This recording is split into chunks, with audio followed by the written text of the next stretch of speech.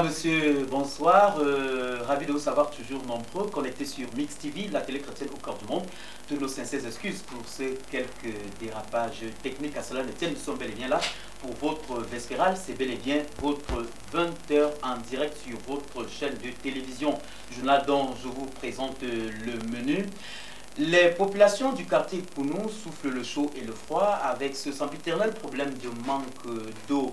Ces populations crient leur ras-le-bol parce que, passant pratiquement 2 semaines et voire un mois sans avoir la moindre goutte d'eau, quand il est vrai qu'évidemment l'eau c'est la vie. Nous irons également à la cathédrale de la Pentecôte de l'Assemblée réformée du Christ 6 à Koningui, qui vibre depuis un peu plus de 10 mois au rythme d'une succession de grands séminaires de délivrance et de restauration, avec évidemment la clé, nombreuses dames évidemment qui sont rachetées des griffes de Mammon et de son empire. C'est une initiative du leader de l'ARC, son éminence évêque Honoré Biakan.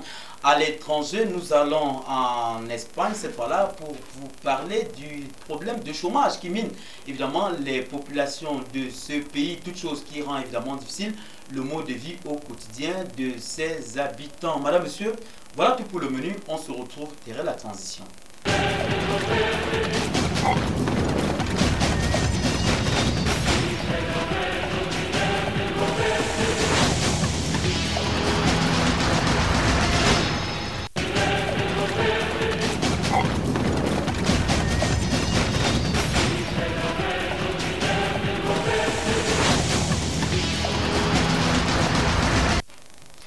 Madame, monsieur, encore une fois, bienvenue à votre 20h en direct sur Mix TV, la télé chrétienne au cœur du monde. C'est bel et bien votre journal. La cathédrale de la Pentecôte de l'Assemblée réformée du Christ vibre depuis un peu plus de 10 mois au rythme d'une succession de grands séminaires de délivrance et de restauration. Une initiative du leader de l'ARC, son éminence évêque Honoré Biakan. Circonstances chrétiennes au cours desquelles beaucoup d'âmes sont bien sûr arrachées des pires formes de maltraitance de Mammon et de son empire.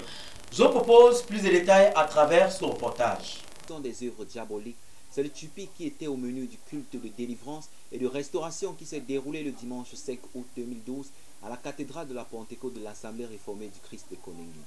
Le leader du ministère international de guérison spirituelle, son éminence l'évêque Honoré Biakan, dans sa prêche de circonstance, a exhorté de vive voix le peuple de Dieu à toujours attendre en silence la réponse du Seigneur aux doléances que nous lui soumettons.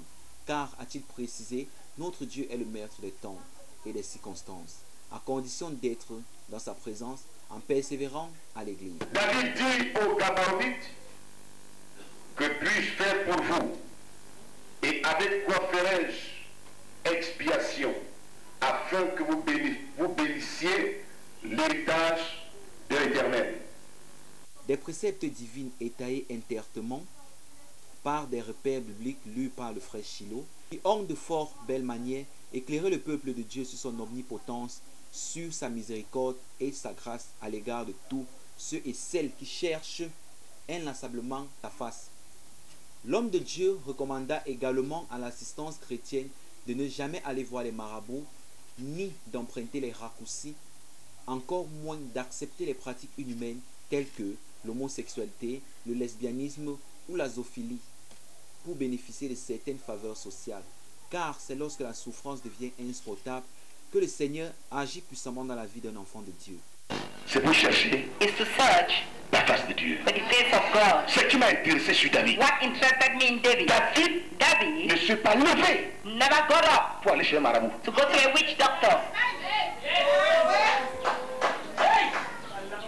David David ne s'est pas levé never got up pour aller voir to go and un see charlatan. a native doctor. Il était roi. He was a king. Il n'est pas entré He never dans entered un cercle exotérique. in any sect. Non. No. Il n'est pas allé He never went dans une confrérie de to sorciers. any conference of witches. La Bible dit, Bible says David David chercha la face searched de for the Dieu. face of God. Rappelons que le culte s'inscrit dans le cadre de succession de grands séminaires de délivrance et de restauration de l'ARC.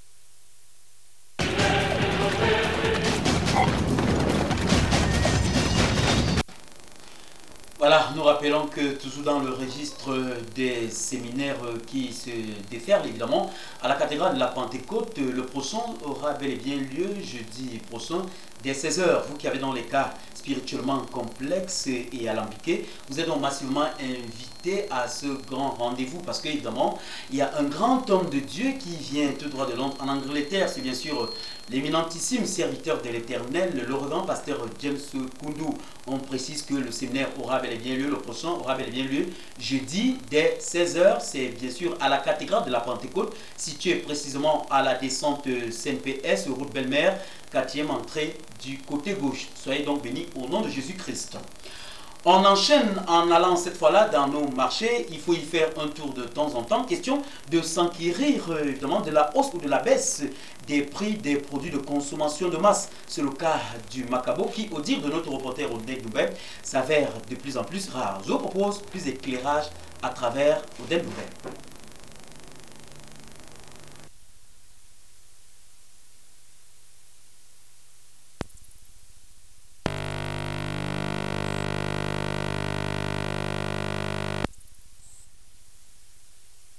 Face à la dure réalité du prix, actuellement, les tas de Macabo de 1000 francs CFA sont ceux qui coûtaient il y a quelques mois 500 francs CFA.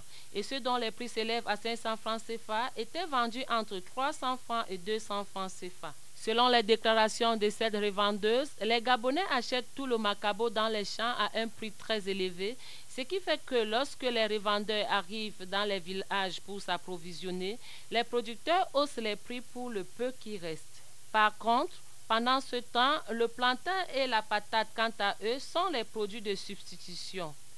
Ces débrouillards se posent-ils donc la question à savoir où ira le Cameroun à cette allure?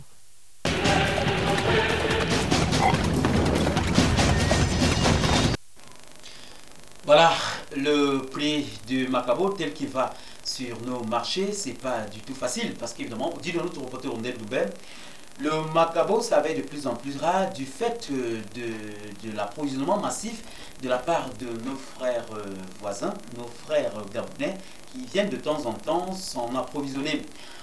On enchaîne en évoquant cette fois-là le sempiternel problème du manque criard d'eau, notamment dans la quasi-totalité des quartiers, la quasi-totalité des quartiers de Yaoundé, Kapatan, c'est au quartier Ekounou, où les populations de ce quartier soufflent le chaud et le froid. Ces populations approchées par la rédaction centrale de MixTV disent ne bénéficier de la moindre goutte d'eau une fois tous les 2 mois. Je vous propose plus d'éclairage à travers la rédaction centrale de MixTV. Yaoundé souffle le chaud et le froid depuis particulièrement 1 an. Relativement au sempiternel problème hydraulique, une pénurie d'eau qui désengrège en toute dangerosité le mode de vie des habitants de ce quartier. On a l'eau une fois par semaine, seulement le jeudi et peut-être que le vendredi, alors qu'il y a la SNEC ici à Ekounou, on ne sait pas. Peut-être que nous sommes en quartier du tiers-monde, peut-être que nous sommes oubliés, on ne sait pas. On est obligé de puiser l'eau dans les petits puits que les gens ont creusés dans le quartier ou bien dans les sources. Un calvaire donc pour nos ménagères qui sont astreintes à l'usage de l'eau des puits ou des sources. La qualité est le plus souvent douteuse et sujette à plusieurs conditions des pathologies. Du coup, les populations d'Ekounou crient au scandale.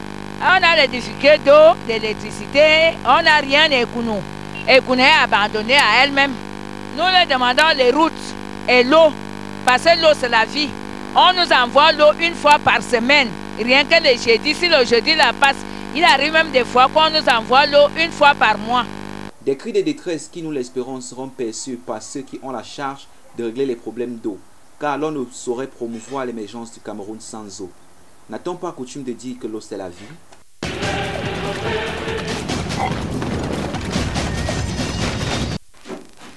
Restons dans le chapitre des différents problèmes auxquels sont confrontés les Yaoundéens. Et cette fois-là, nous allons évoquer le problème d'infrastructures routières. Il ne se passe pas un jour sans entendre crier le ras-le-bol, évidemment, les automobilistes, les motocyclistes et même les piétons. Ni de poules par-ci, crevasse par-là, un peu plus loin. La bande d'asphalte qui se fissure, exposant ainsi les piétons à d'énormes difficultés de déplacement. Je vous propose une fois encore ce regard de la rédaction centrale de MixTV pour plus d'éclairage.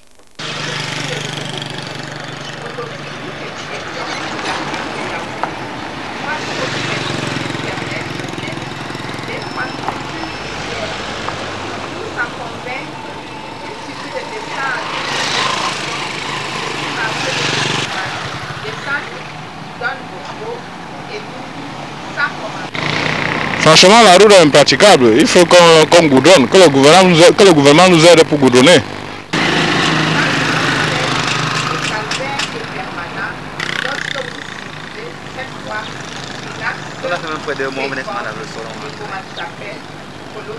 Il est vraiment fatigué à cause de cette route-là. On n'arrive plus à... Identique à Milboman École.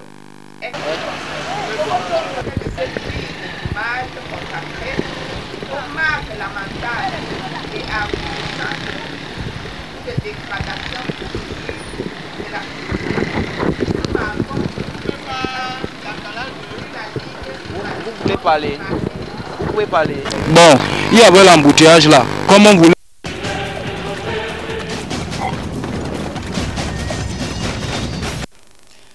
Voilà le problème d'infrastructure routière tel qu'il est évidemment constaté par les automobilistes, les motocyclistes et même les piétons. C'est un calvaire qui évidemment ne facilite pas les déplacements au quotidien aux usagers de la route. Avis donc aux instances gouvernementales en charge de réguler, de réglementer évidemment ce type de problème. Parce que nous sommes dans le train, il faut le dire évidemment, que nous sommes bel et bien dans le train de l'émergence horizon 2035. En sommes-nous si éloignés que donc il faut donc se mettre au travail. Dès lors, c'est une conjugaison d'efforts en amont, en aval, de façon horizontale et verticale. On enchaîne cette fois-là en allant en étranger et là, nous nous arrêtons en Italie où évidemment l'affaire Mediaset vient donc d'être bouclée avec 4 ans à l'ex-chef du gouvernement italien. Il est reconnu coupable de fraude fiscale. Je vous propose plus de détails pour plus de compréhension et pour plus d'élucidation évidemment. Cette fois-là, c'est aux côtés de nos confrères européens. 30 ans de prison dans le procès Mediaset. L'ex-chef du gouvernement italien est reconnu coupable de fraude fiscale en première instance. Silvio Berlusconi a été condamné ce vendredi 26 octobre 2012 et a été interdit d'exercice public pendant 3 ans. Dans le procès Mediaset, Silvio Berlusconi est accusé d'avoir artificiellement gonflé le prix des droits de diffusion de films achetés par des sociétés écrans lui appartenant lors de leur revente à son empire audiovisuel Mediaset. Silvio Berlusconi était au sommet de la chaîne de commandement dans le secteur des droits télévisés jusqu'en 1998. Berlusconi avait par ailleurs annoncé mercredi qu'il renonçait à revenir au gouvernement et qu'il laisserait la place à un successeur au sein de son parti, le Peuple de la Liberté.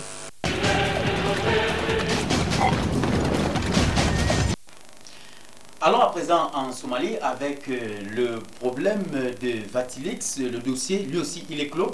Le tribunal du Vatican qui vient donc de condamner à 18 mois de prison Paolo Gabriel pour avoir subtilisé les documents du pape. Je vous propose une fois encore pour plus d'éclairage ce reportage de nos confrères européens. Le 25 octobre 2012, le tribunal du Vatican a condamné à 18 mois de prison Paolo Gabriel pour avoir subtilisé des documents du pape. Le parquet a renoncé à faire appel de la condamnation contre l'ex-majordome du pape qui juge que le dossier est clos. Paolo Gabriel est désormais cloué dans une cellule de la gendarmerie du Vatican. La secrétaire d'État du Saint-Siège a rassuré que cette sentence mettait ainsi un point final à l'affaire Vatilis qui a eu des conséquences très douloureuses. En outre, elle estime également que les diverses conjectures sur l'existence d'un complot et de l'implication d'autres personnes se sont révélées à la lumière de la sentence infondée.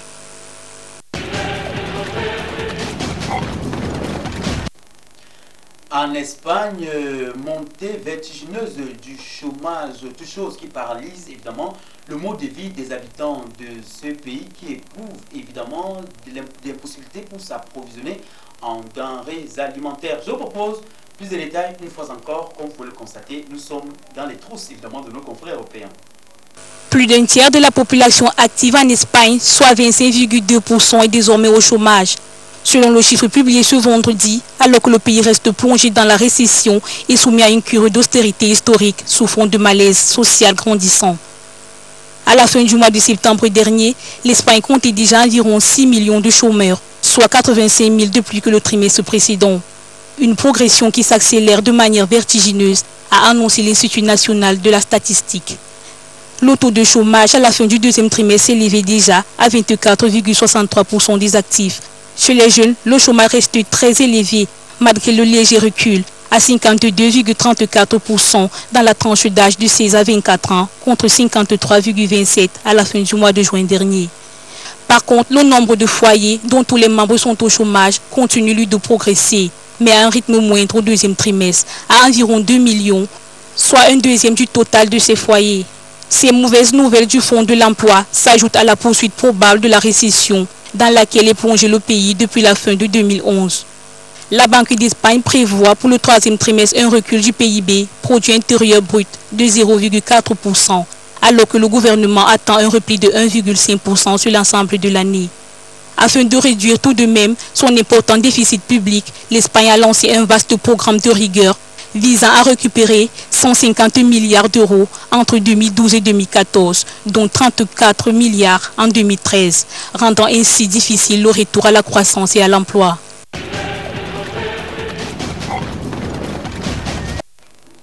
Allons à présent en Afghanistan où un attentat suicide vient d'occasionner 32 morts dans une mosquée.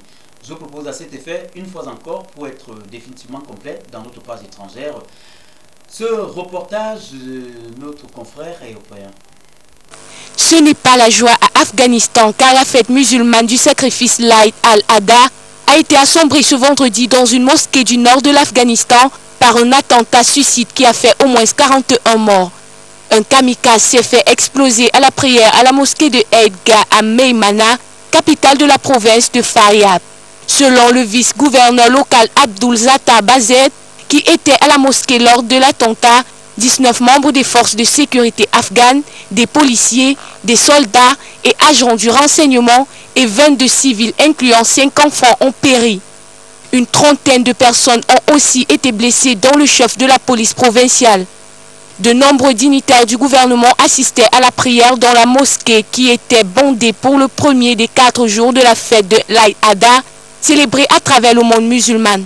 L'attaque n'a pas été immédiatement revendiquée, mais des attentats de ce genre sont régulièrement perpétrés par les insurgés talibans qui veulent déloger du pouvoir le gouvernement du président Hamid Karzai, soutenu par les Occidentaux. Cet attentat intervient après les affrontements sanglants cette semaine entre les forces de sécurité afghanes et les talibans dans cette province jadis paisible.